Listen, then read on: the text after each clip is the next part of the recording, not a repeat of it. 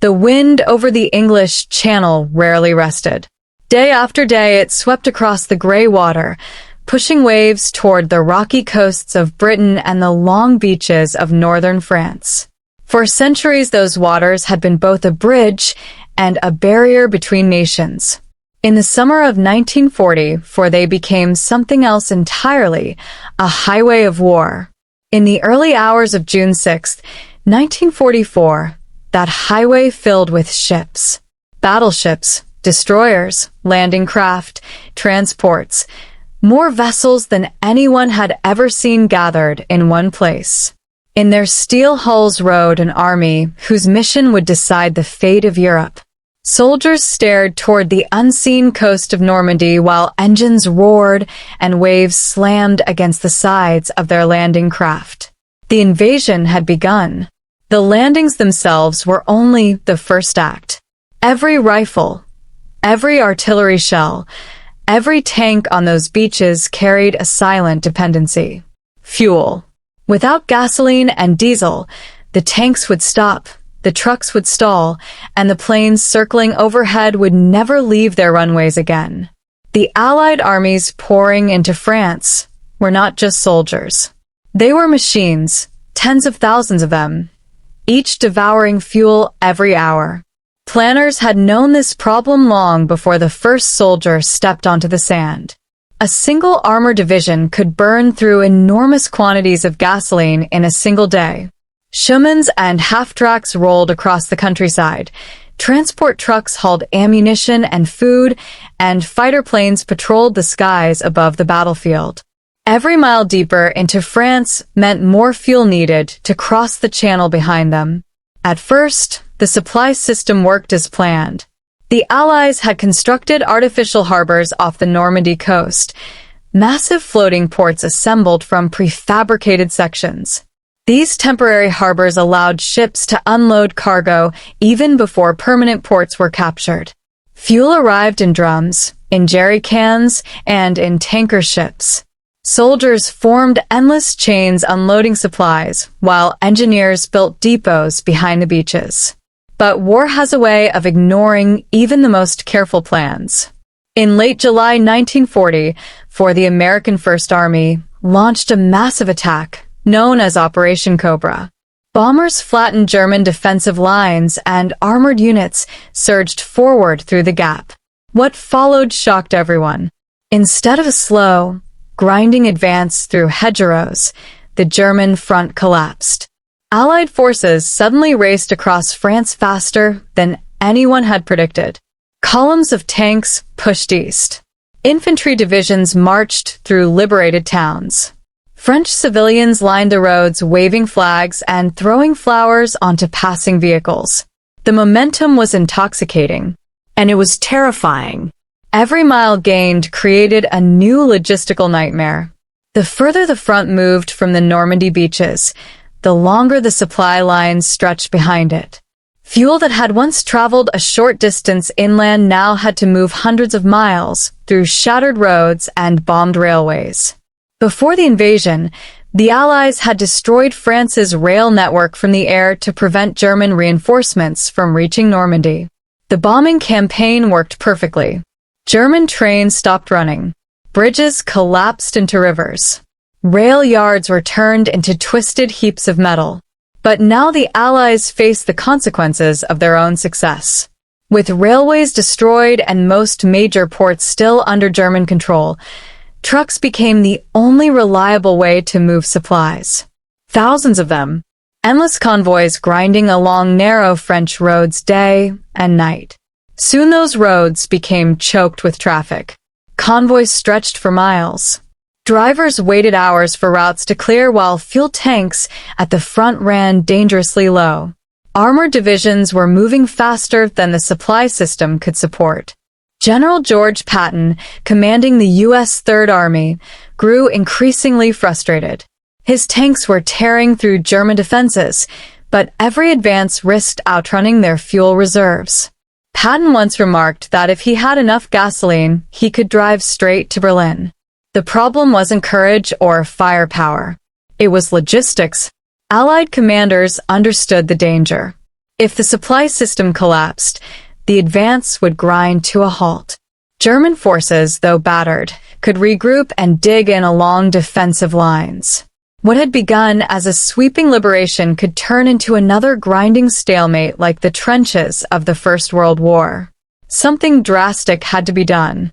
In August 1944, American planners devised an emergency solution that had never been attempted on such a scale before.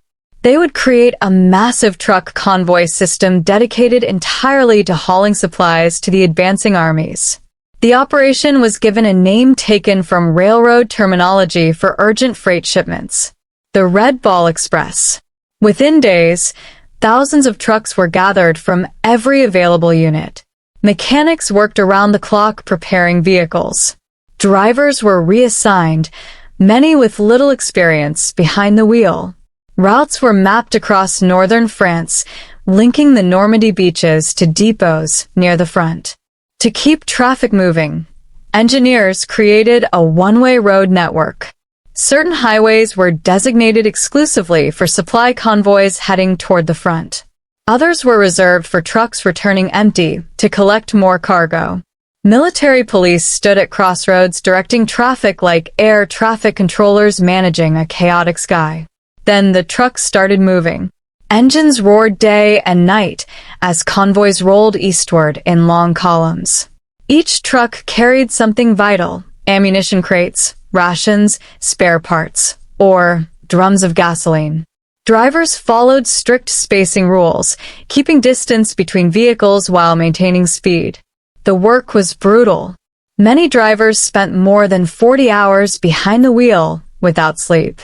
Roads were narrow and poorly lit at night to avoid attracting German aircraft. Accidents became common. Trucks overturned in ditches or slammed into one another during sudden stops. Yet the convoys never stopped.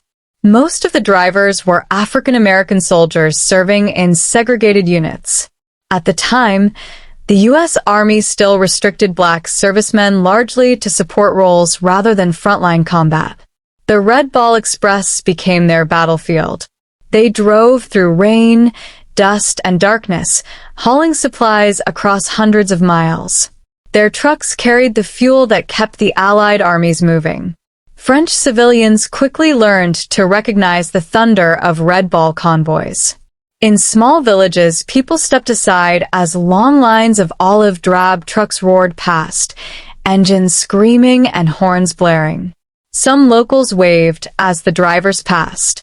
Others simply watched in awe at the endless river of vehicles. But the roads were not always safe. As German forces retreated across France, they left behind scattered pockets of resistance. Small groups of soldiers sometimes hid near highways, waiting for supply convoys to pass. Ambushes became an ever-present danger. One convoy approaching a rural crossroads suddenly came under fire from German infantry hiding in nearby trees. Bullets smashed windshields and tore into truck engines. Drivers slammed on brakes, while others swerved wildly to escape the trap. Some men abandoned their vehicles and dove for cover in roadside ditches. Others grabbed rifles and returned fire. Though officially classified as non-combat personnel, Red Ball drivers often found themselves fighting for their lives. In another incident, a convoy carrying explosive cargo rolled through a darkened town when flares suddenly burst overhead. The pale light revealed the trucks to a German aircraft circling above. Machine gun fire raked the convoy. Drivers scattered as bullets tore into fuel drums and wooden crates. Flames erupted from one vehicle, then another. Anti-aircraft guns stationed nearby opened fire, their shells bursting in the sky until the attacking planes spiraled downward in flames. When the smoke cleared, the surviving drivers climbed back into their trucks and continued the journey. There was no alternative. Each day the Red Ball Express carried thousands of tons of supplies across France. Gasoline was the most precious cargo of all. Without it, the armored divisions spearheading the Allied advance would be forced to stop. And stopping was not an option. The German army, though retreating, remained dangerous. Every delay gave them time to regroup behind rivers or fortified lines. Allied commanders pushed relentlessly eastward, hoping to prevent the enemy from establishing a new defensive front. Meanwhile, the logistical effort behind the scenes continued to expand. Engineers repaired damaged roads and built temporary bridges across rivers. Mechanics set up roadside repair stations to keep trucks running. Fuel depots appeared in liberated towns, where soldiers hurriedly unloaded supplies before the next convoy arrived. The scale of the operation became staggering. Thousands of trucks operated continuously, covering round trips of hundreds of miles. Drivers learned to sleep in brief moments during stops, sometimes collapsing beside their vehicles before climbing back behind the wheel hours later. Their unofficial motto captured the spirit of the operation. Trucks might break down, but Red Ball drivers never do. As summer turned to autumn, the convoys stretched even further across Europe. Supplies flowed from Normandy to the advancing armies approaching the German border. By the time the operation ended, hundreds of thousands of tons of cargo had been delivered. Fuel, ammunition, food, spare parts, everything needed to sustain the Allied war machine. Eventually, the capture of major ports like Antwerp eased the pressure on the truck convoys. Railways were repaired, pipelines extended across France, and supply routes became more stable. The Red Ball Express gradually faded as other systems took over. But for those critical months in 1944, it had carried the weight of an entire campaign. Without those trucks, the Allied advance might have slowed to a crawl. German forces could have regrouped, fortifying their borders and prolonging the war. Instead, the relentless flow of supplies kept the armies moving forward. The men behind the wheels rarely received the glory given to infantry or tank crews. Yet their contribution proved just as decisive. When General Dwight Eisenhower later reflected on the campaign, he understood the truth behind the victory. Armies march on courage and strategy, but they move on fuel, food, and ammunition.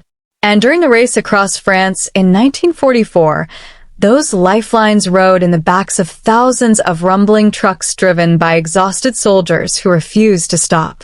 The roar of their engines echoed across the roads of Europe, carrying the momentum of liberation all the way to the gates of Germany.